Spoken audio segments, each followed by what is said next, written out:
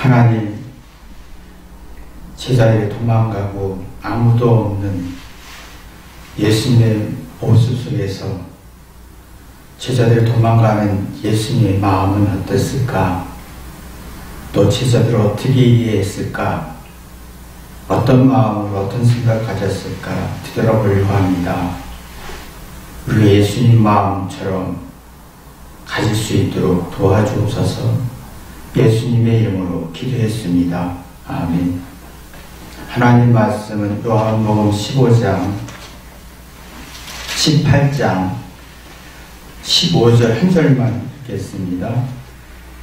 시몬 베드로와 또 다른 제자 하나가 예수를 따르니 이 제자는 대상과 아는 사람이라 예수와 함께 대상의 집들에 들어가고.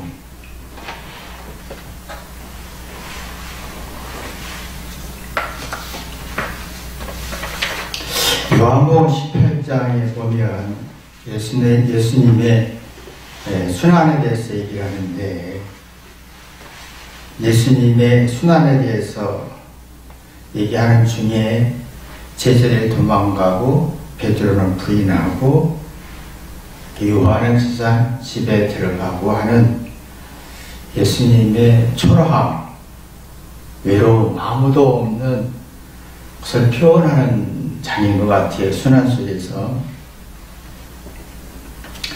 이게 예수님 입장에서는 제자들의 태도나 또 배신이나 또 도망가는 과정, 부인하는 과정을 보면서 얼마나 외로웠을까, 섭섭했을까라는 생각을 해봅니다. 3년 반이라는 세월 동안 함께 자고 먹고 전도여행을 했는데 그 속에서 정이 들었지요. 사람이 정이 들었는데 이 정을, 섭섭함이란 말은 마음에 그 제자들의 태도를 보고 마음에 만족이 없다, 흡족함이 없다, 외롭다, 정을 느끼지 못한다. 3년 반이란 세월 동안 정을 느껴 살았는데 정이 뚝 떨어졌다. 근데 이게 정이라는 건요, 생각과 깨달으면서 뒤돌아보는 게 정이 만들어지는 거예요.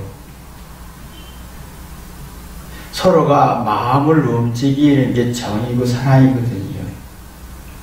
사랑 3년 반이란 세월 동안 예수님의 최선을 다해서 서로 마음이 움직이고 생각하고 깨닫게 해서 뭔가 뒤돌아보게 하는 그 마음이 움직이는 게 정인데, 이 정이 다 무너지는 거예요. 배신하고 도망가고 부인하면서 예수님의 마음속에는 인간적으로 볼 때 굉장히 섭섭했을 것 같아요. 사람이 친구나 가족이나 결혼했을 때 부모와 자녀관계 속에서도 하나의 그 한 공간에서 정을 키우잖아요. 근데 정란이가 뚝 떨어졌어 라고 하는 말은 서로가 뒤돌아보지 않아 라는 거예요.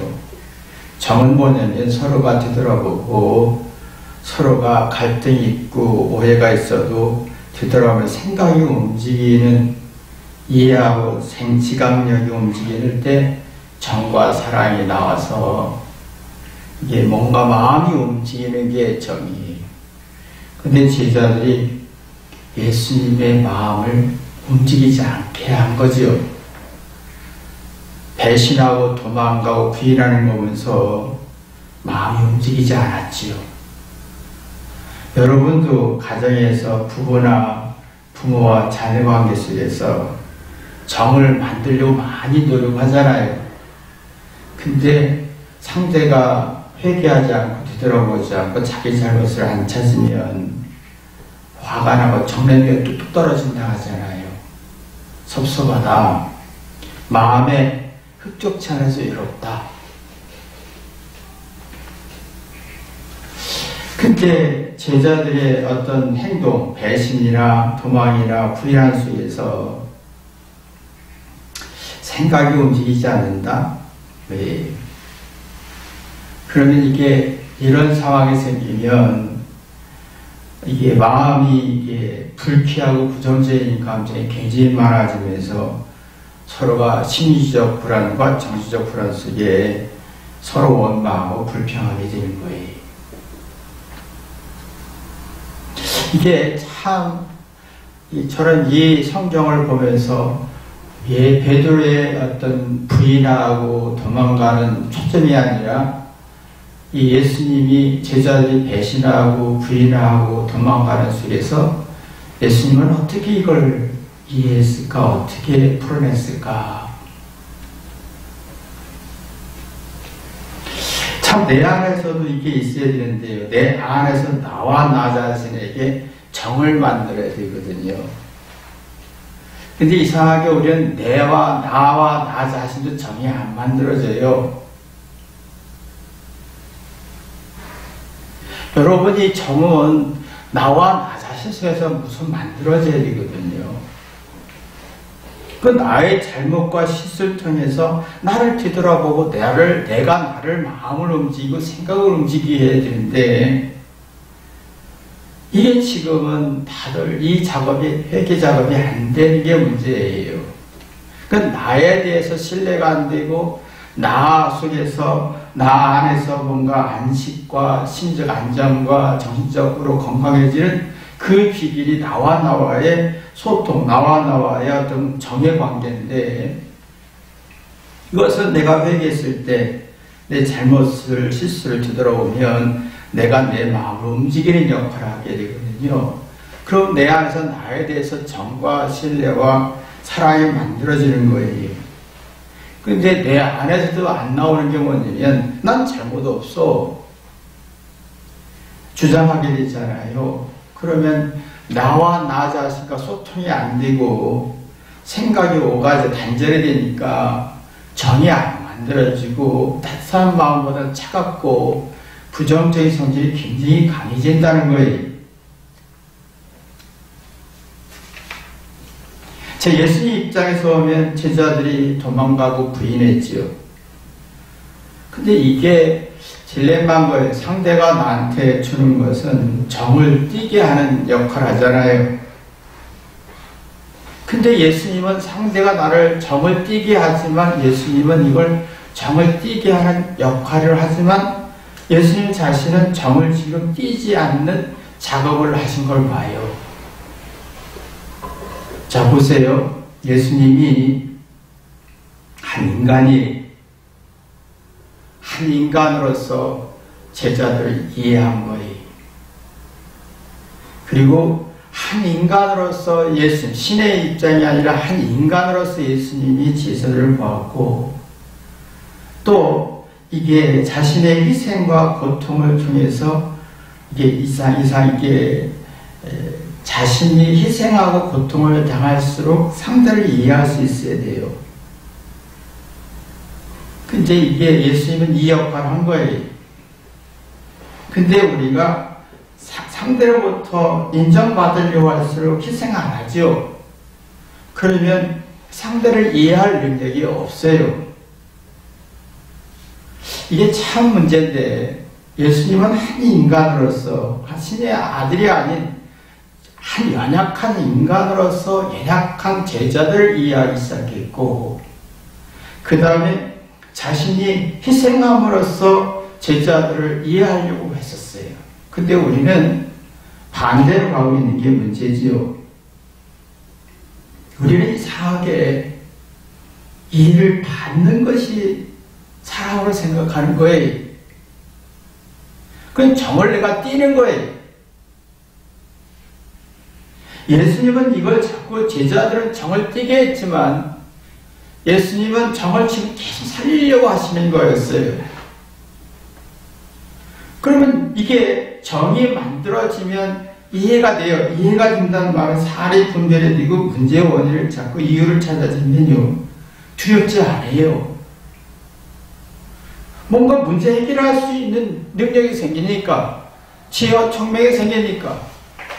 근데 이게 내가 사랑을 받으려고 하고 정을 받으려고 할 때는 이해가 안 되는 사고가 똑똑해도 이해가 안 됩니다.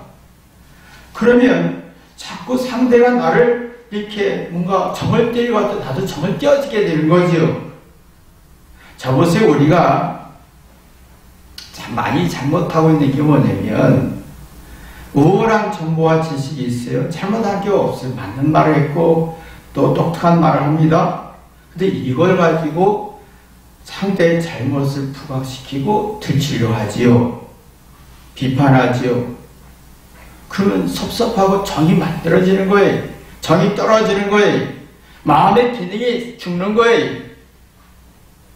근데 이해라는 것은 자기의 잘못, 예수님처럼 한 인간, 연약하고 불완전한 인간으로서 이해하려고 하는 거예요. 우리는 자기 자신을 회개하다 보면, 자신이 회개하다 보면 마음의 기능이 살지요. 그러면 내 잘못과 시행착오로 상대를 이해하게 되지요. 상대를 이해하는 만큼 지혜와 슬기와 생김에서 뭔가 해결할 수 있는 자신감이 생기는 거예요. 여기는 자기 개인적인 감정이나 자존심이나 이게 없어요. 환경과 상황과 조건은 나에게 자꾸 정을 떨어뜨리게 하지요. 나를 섭섭하게 합니다. 불쾌하게 합니다. 내가 가지고 지식도 보면 올바로 쓰지 못해요. 자꾸 정을 떨어뜨리게 하지 정을 살리려고 하게 하지 않습니다. 그러니까 이게 이런 속에서 예수님은 이 속에서 제자들을 어떻게 반응할 거냐 이거예요. 자, 제자들 상대는 나한테 언제나 정을 떼게 하고 불쾌하고 부정적인 성질을 줘요. 정을 자꾸 떨어뜨리죠. 근데 예수님은 환경과 조건과 제자들이 정을 떨어뜨려도 정을 살리는 역할을 하신 거예요. 자, 이게 달라요. 내가 정이 살려서 이렇게 정이 살아서 하면 상대의 실수나 잘못을 부각시키지 않아요. 상대의 아픔을 이해하지요. 근데 내가 자꾸 상대가 정을 떨어뜨리거든 나도 떨어뜨리면 상대의 잘못을 부각시키려고 그래요. 그럼 올바로 이해할 수가 없어요. 자기 우월한 지식으로 상대를 부정적으로 평가하지요. 자, 이게 이 차이가 있는 게요. 이게 누군가를 이해하려고 할 때 예수님은 자기의 인간으로서 신의 정품인 신의 아들로서 이해하지 않았습니다. 신의 아들로서 이해했으면 제자들은 나쁜 놈이죠. 그러나 예수님은 신의 아들이 아니라 한 연약하고 불완전한 인간으로서 제자들을 이해했습니다. 그럼 누군가를 이해하려 하면 나라는 존재를 정확히 알아야 돼요. 내가 나를 통해서 나와 소통하는가? 나의 잘하는 것과 잘하는 것 가지고 남을 비판하나? 나를 보지 않나? 내가 내 죄와 내 부족함을 보고 남을 보나? 나를 볼 줄 알아야 돼요. 나라는 존재는요, 참 미련합니다. 예수님은 자신의 존재를 신의 아들을 보지 않았어요. 연약한 한 인간으로서 제자들을 이해하게 됐죠. 자, 보세요. 우리가 보면 제가 나이가 먹어가면서 느껴지는 게 나이 들수록 육체가 후해지잖아요. 그래서 걱정도 많고 불안도 많고 이게 자꾸 정의 에너지가 떨어져 눈물이 많아지잖아요. 눈물이 많아지는 이유가 뭐냐면 에너지가 없다, 정이 떨어지고 있다라는 거예요. 그럼 나는 긍정적인 성질보다는 부정적인 성질이 많아져요. 그러면 자녀를 바라볼 때, 며느리를 사위를 바라볼 때, 상대를 바라볼 때 긍정적으로 보지 않고 부정적이고 이상하게 바라보는 눈이 커져요. 이것은 상대가 문제가 아니라 내가 늙어가면서 오는 부정적인 성질, 내가 죽음이 오가는 어두운 성질이 많아서 부정적으로 반응하는 거예요. 자, 이거니까 내가 보면 내가 판단하는 것이 지금 나이 들어서 판단하는 게 다 얼마나 위험하고 얼마나 불안전한지 알 수가 있어요. 또 나라는 존재는 많은 지식이 있는 게 아니에요. 아주 지식이 자꾸 줄죠. 그 다음에 마음의 용량, 지식을 소화할 마음의 용량도 작아져요. 부모 몇 가지 없어져요. 옛날처럼 많은 지식이 있구나. 또 많은 지식 가지고 종합할 능력이 없어요. 작아요. 지식이 작아져요. 나라는 존재는 불완전한 존재인 거예요. 이 불완전한 걸 가지고 상대를 이해해야 되는 거예요. 그래서 사도 바울이 디모데 전서 1장 15절은 죄인 중에 괴수라고 표현했습니다.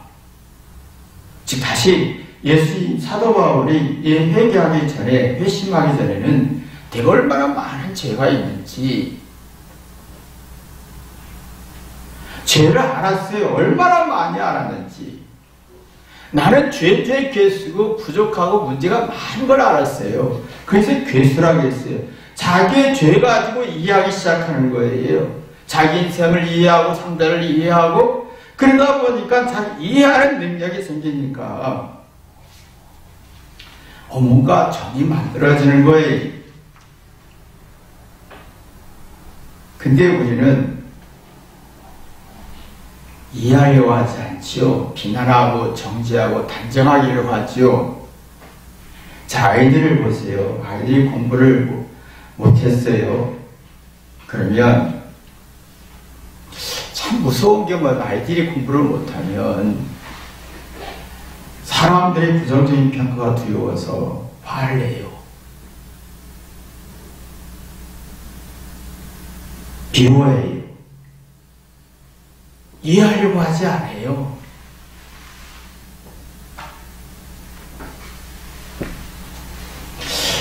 참 이게, 그리고 또 이상하게 부모들이 아이들이 공부 못하면 자신이 잘하는 것 가지고 평가해요. 나는 이렇게 잘했는데 너는 왜 그러니? 이렇게 평가해요. 그리고 무시합니다. 그러니까 이게 아이들이 부모에 대한 정이 뚝뚝뚝 떨어지는 거예요. 부모 역할이 아이들의 정을 떨어뜨리는 역할을 하고 있는 거지. 사실은 자신이 부모가 자녀보다 잘하는 게 별거 없어요. 100점 과학을 몇 번 맞았다고 그 100점의 기준 가지고 계속 자녀를 저평가하는 거예요. 그러면 자녀는 어떨까요? 정이 떨어지지요. 그러면 자신의 마음속에 부정적인 감정이 많아지고 그 화와 신경과 분노가 많아지면서 이게 갈등이 나오고 가정이라는 속에서 사랑과 정과 존중이 사라지고 있는 거예요.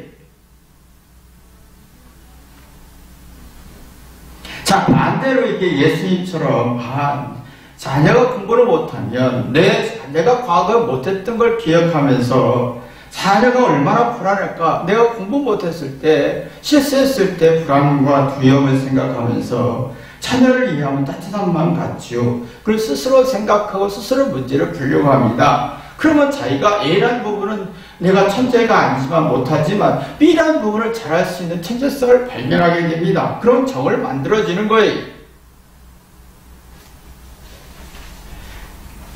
자, 근데 우리가 보면 자꾸 우리 삶이 참 미련하고 악하게 사는 걸 보면 상대를 이해하려고 하지 않습니다. 부정하려고 하지요. 그 자기의 어떤 거 가지고 길을 꺾으려고 해요. 내가 똑똑하고 잘했으니까 상대의 길을 꺾으려고 해요. 그럼 상대의 기가 꺾이면서 정과 사랑과 존중이 무너지죠. 그럼 부모를 이해하려고 하지 않습니다. 예수님은 지금 제자들을 하나님의 신의 존재를 이해한 게 아니라 한 인간의 연약함으로 이해한 거예요. 자기도 그럴 수 있는 확률이 있는 연약함이 있다. 도망갈 수 있고 배신할 수 있고 부인할 수 있는 그 연약함이 있다라고 그것을 이해를 하기 시작하는 거예요. 그러면서 배신과 섭수함과 차가운 부정적인 감정을 이겨내기 시작한 겁니다. 그 제자들을 이해하기 시작했지요. 왜 도망갔을까? 왜 배신했을까? 왜 부인했을까? 자, 제자들을 보니까 이게 잘 보아야 됩니다. 상대를 제대로 파악을 해야 돼요. 자, 제자들이 이제 예수님의 기적과 능력과 있기로 로마와 유대 나라를 넘어뜨리려고 예수님에 대한 기대가 컸어요. 근데 이게 무너져서 실망한 거잖아요.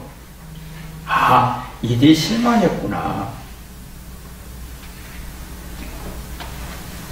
자, 예수님이 제자들이 이해할 때 실망했구나. 근데 이상하게 우리는 지금 이렇게 살고 있어요. 제자들처럼 살고 있어요.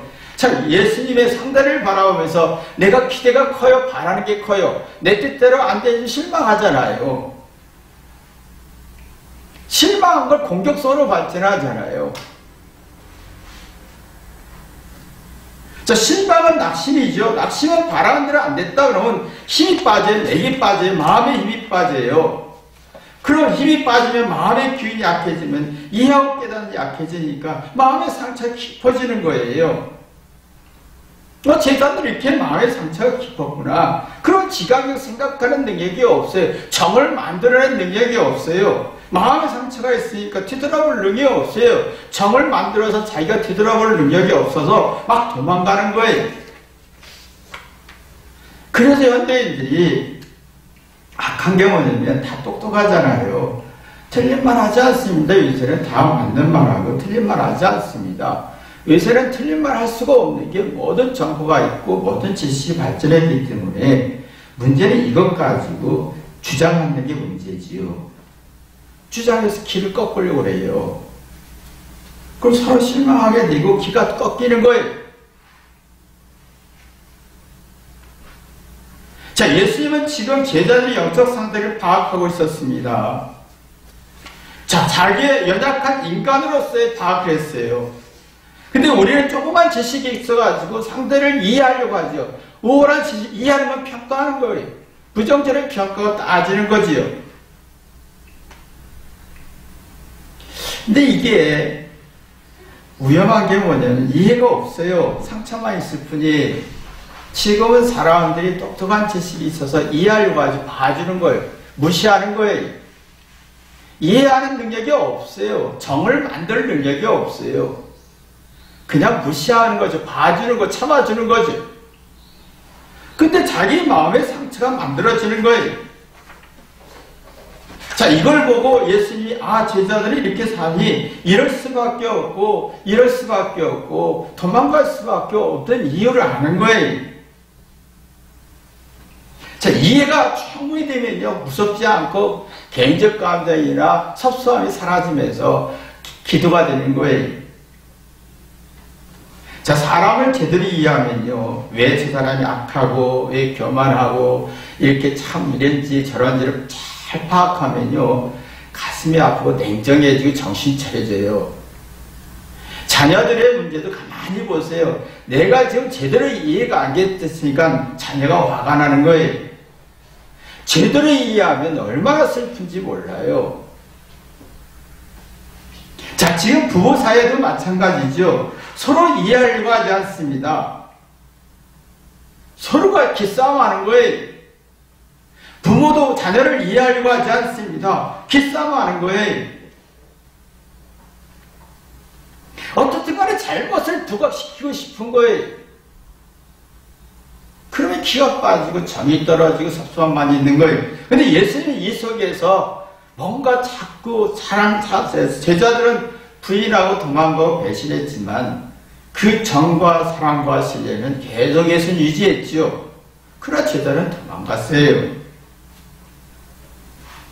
그러니까 제자들이 도망가면서 겁이 많은 거예요.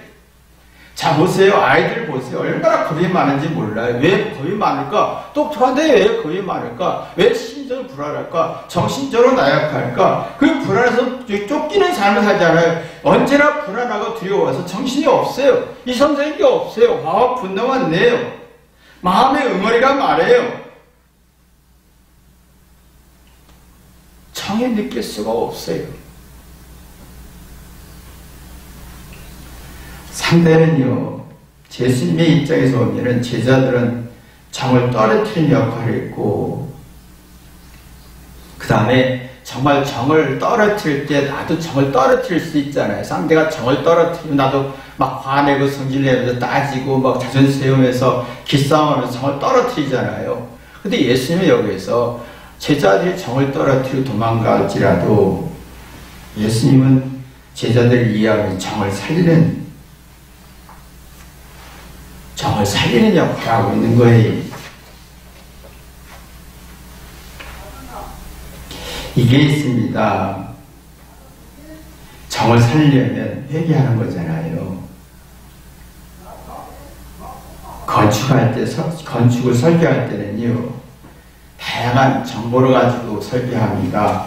땅의 성질과 바람과 날씨와 또 습기와 조건과 비바람과 이런 다 참고하고, 이런 땅의 성질은 이렇게 되라고 자재의 성질과 강도, 아름다움을 견딜 수 있는 이런 것을 설계를 재료까지 설계합니다. 근데 설계하고 건축하면 할수록 계속 설계를 수정합니다. 하다 보니까 아닌 거예요. 계속 수정하다 보면 아름다운 건축물이 나오는 거예요. 우리는 제자들이 예수님 말씀을 4년 반 동안 듣고 보고 했어요. 근데 실수는 회개하지 않았다는 거예요. 이해력이 없었다는 거예요. 주장은 강해도 이해력이 없었다는 거예요. 우리는 20, 30대는 주장할 수 있어요. 근데 40대 저로 가서는 자꾸 들을 수 있어야 돼요. 자꾸 40대 절에서부터 듣고 회개할 수 있고 이해하려고 해야 돼요. 그래야 55세서부터 서서히 마음이 아름다워지죠. 마음이 옥토가 됩니다. 그러면 이 마음의 기운이 살아요. 육체는 후패할지라도 마음의 기운이 살아요. 육체가 후패지면서 어두운 성질이 굉장히 강해지거든요. 나이가 들수록 어두운 성질이 굉장히 강해져요. 그래서 모든 사람을 이상하게 보고 부정적으로 피한 거 시시비를 따지는 거예요. 나이가 들수록 이게 시시비 따지고 자존심을 세우는 건 마음의 기운이 없다는 거예요. 아름다운 인생을 살 수가 없다는 거예요. 예수님은 지금 서서히 악한 환경이라도 나쁜 환경이잖아요. 로마나 유대인들이 죽이려고 하죠. 제자들은 떠났습니다. 어두운 기운이 가득했을 때 이분은 마음속에는 자기 연약한 인간의 시각으로 제자들을 보면서 영혼을 소생하는 힘을 키웠던 거예요. 마음의 아름다운 기운을 살렸던 거지요. 옥토의 기운을 살렸던 거예요. 근데 우리가 살아가면서 50 전후 40대 전부터 이 기능이 서서히 나와야 돼요. 그래야 55세부터 뭔가 이게 마음의 기운이 살아나야지. 그 아름다운 인생을 마무리 이게 안 되면 치매 현상이 생겨요. 제가 볼 때는 50대부터 치매 현상이 심해지는 것 같아요. 대뇌의 신경세포 손상하면서 지능과 의지와 기억이 떨어지죠. 근데 이건 대뇌의 신경세포 손상의 생기지만 내가 마음을 쓰지 못하고 이해하는 능력이 떨어지면 지능이 떨어져요. 스트레스의 지능. 누구를 이해하려고 하지 않아요. 지능은 이해하는 능력이잖아요. 누구를 부정적으로 보고 싶어요. 따지고 싶어요. 맞다 틀리다 이건 의미가 없어요. 아름다운 인생을 상실하는 거예요. 그리고 의지가 무너져요. 자, 의지라는 말은 뭡니까? 스스로 뭔가 독립하고 스스로 깨닫고 뭔가 스스로 움직이는 거예요. 자, 기억은 뭐예요? 사실 나이가 들수록 우리는 악한 것밖에 없고 이 사도 바울처럼 나는 되돌아보니 죄인주의 괴수다. 나는 죄밖에 없어요. 이 죄 가지고 하나님의 뜻을 이해하고 상대를 이해하고 자녀를 이해하고 인생을 이해하는 거예요. 근데 기억하는 게 뭐냐면 긍정적인 것만 이해. 난 잘했었어. 나는 100점 맞았어. 이거 가지고 상대와 자녀를 괴롭히는 거잖아요. 그러면 도망가는 성질밖에 없어요. 도망은 원망, 다 상대에게 잘못을 주장하고 상대 때문에 나가는 게 도망가는 성질이잖아요.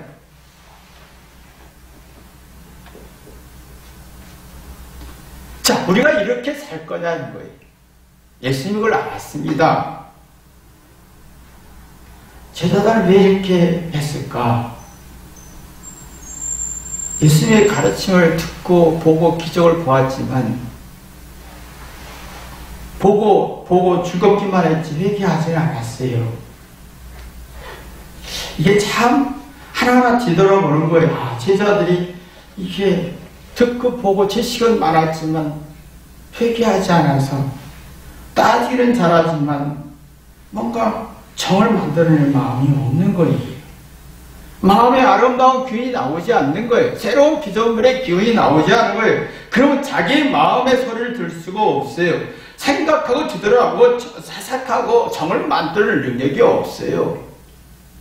나 자신에 대한 정, 내 인생에 대한 정, 내 과거의 삶에 대한 정이 안 만들어지는 거예요. 아는데 회개가 안 되는 거예요. 아는 만큼 30대, 40대부터 서서 회개하면서 내 안에 이해력에 정을 만들어내야 되는데 세상은 정을 주지 않지요. 정을 띄게 하고 배신하고 불신하고 괴롭히고 불이익을 지고 고통을 주는 게 상대의 자녀예요. 그럼 나는 여기서 상대 그렇게 나한테 정을 띄게 했고 나를 괴롭혀? 그럼 나도 공격하고 나를 정을 띄면 나만 손해잖아요. 예수님은 지금 제자들이 정을 띄고 고통을 줬지만 이걸 되살리는 거예요. 제자를 이해하기 시작한 거죠. 제자들은 회개가 안 됐으니까 예수의 말씀에 마음은 들어가지 않았다는 거예요. 제가 목회하면서 느껴지는 건 사람들이 아무리 설명해도 마음으로 들어가지 않습니다.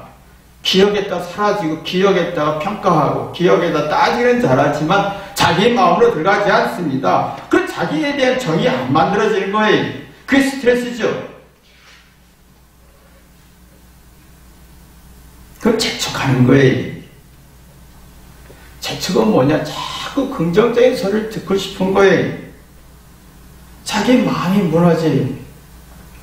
자가 면역 현상이 생기는 거예요. 자기를 괴롭히는 몸에선 자가 면역 현상이 생겨서 염증 생기고 고통을 주지만 자기가 마음의 기운이 죽었으니 자기 마음을 살릴 능력이 없으니 정을 만들어낼 수 없으니 자기를 괴롭히는 거예요. 그러면 자기를 괴롭혀서 번아웃 되지요.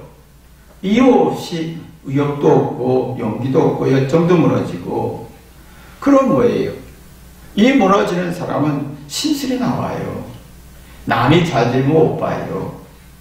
남이 잘 되는 거 심술이 생겨요. 질투심이 생겨요. 마음의 기운이 없는 사람은요 스스로 무기력해지기도 하지만 더 무서운 것은 남이 잘 되고 긍정적인 평가받는 걸 못 견뎌합니다.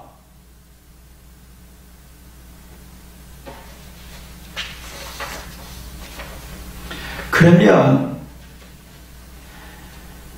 유한한 세계에 머물게 되는 거예요. 우리는 무한한 세계, 영적인 세계는 무한한 세계, 정이 만들어진 무한히 용서하고 무한히 이해할 수 있는 능력인 거예요. 그러면 이 유한한 세계, 제한된 세계에서 머물러 있으면 잘했다 못했다, 잘잘못, 우월한 열등감, 요게 두 원리에 머물러요. 잘했다 못했다, 우월하다 열등하다. 깨달아 생명의 기운이 없어요. 그러나 무한한 세계에 머물면 새로운 피조물이 되는 거예요. 그러면 내가 잘했든 못했든 그건 중요하지 않고 그것을 깨달아지는 거예요. 마음의 기운을 얻는 거예요. 정을 만들어내는 거예요. 이게 만들어내야 도망가지 않고 도전하지요. 근데 제자들이 이게 안 되니까 영적 기운이 없으니까 도망가는 거잖아요. 그 예수님이 이 부분을 문제 삼지 않았죠. 아, 제자들이 이게 도망갈 수밖에 없는 현상을 이해한 거예요. 우리 자녀들도 보면 그 자녀의 현상을 이해해야지. 우리가 자녀는 정을 띄죠. 그럼 내가 정을 살리려고 해야지요. 그래서 자녀를 이해하다 보면 지혜와 전략이 나오는데 이게 안 나오는 거예요. 해결이 안 되니까. 그러면 이게 사랑이 부부도 그렇고 부모와 자녀 관계도 어렵잖아요. 어렵지 않잖아요. 뭔가 이렇게 정의된 게 없어요. 혼란스러워져요. 죽일 수도 없고 살릴 수도 없고 버릴 수도 없고 안 버릴 수도 없고 뭔가 이상하게 혼란스러워지는 거예요. 그러니까 이게 뭐지? 이게 뭐지?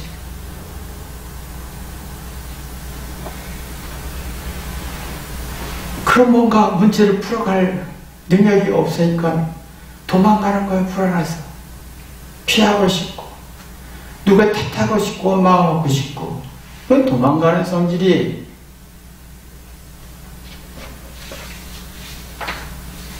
자, 보세요. 우리가 세상은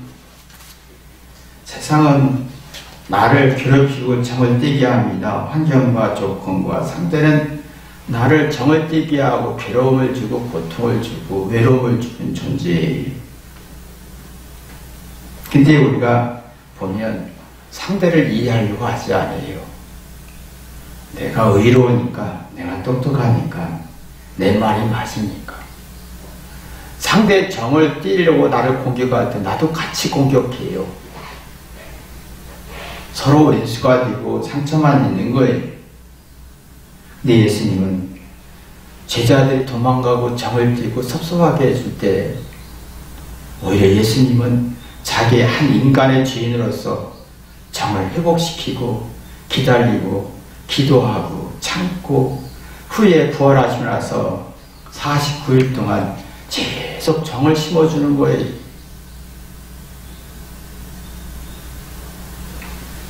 자, 우리가 보면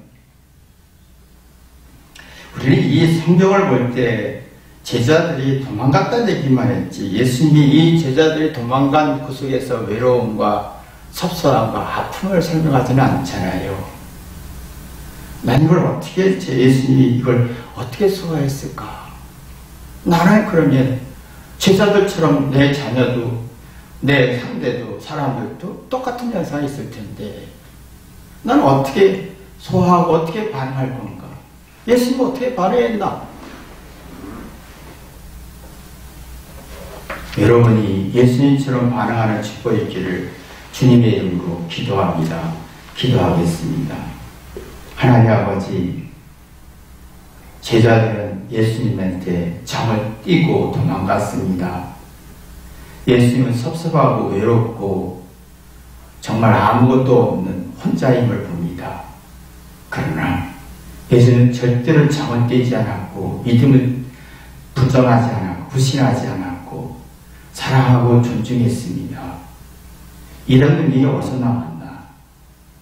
세상에서 이럴 때 공격합니다. 네가 나를 무시했어? 내가 내 정을 띄었어? 하고 이게 배신했어? 공격하려고 합니다. 화풀이하고 뭔가 고통을 주려고 합니다. 그러나 예수님은 그러지 않았음을 봅니다. 어떻든 간에 제자들이 삶을 생각을 이해했을 것을 봅니다. 하나님의 실정의 아들의 차원에서 이해한 게 아니라 한 인간으로서 이 연약하고 불안한 인간의 시각으로 제자를 이해한 것처럼 우리도 그런 축복 있게 도와주옵소서. 자녀들은 부모의 정을 띄려고 합니다. 화내고 이기적인 욕심으로 분노하고 고통을 주고 어려움을 줍니다. 그때 우리가 얼마큼 자녀를 이해할 수 있나? 얼마나 자녀를 소화할 수 있고 정을 만들어낼 수 있나? 되돌아오게 도와주옵소서. 예수님의 이름으로 기도했습니다. 아멘.